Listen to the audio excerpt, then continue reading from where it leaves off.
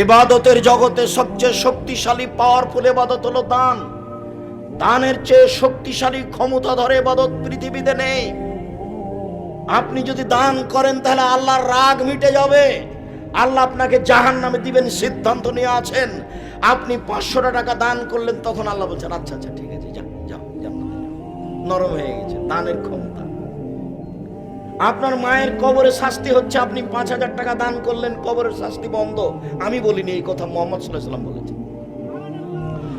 রাসূল সাল্লাল্লাহু আলাইহি সাল্লাম বলেন, পানি যেমন আগুনকে নিভাতে পারে, দান তেমন পাপকে নিভাতে পারে। বিচারের মাঠে যারা দান করবে তারা দানের ছায়াতলে থাকবে। যতক্ষণ পর্যন্ত বিচার চলবে ততক্ষণ পর্যন্ত দানের ছায়াতলে থাকবে। আমি অনুবাদক মুহাম্মদ সাল্লাল্লাহু আলাইহি ওয়াসাল্লাম এভাবে বলেছেন। পৃথিবীতে সবচেয়ে শক্তিশালী ক্ষমতা ধরে ইবাদত হলো দান।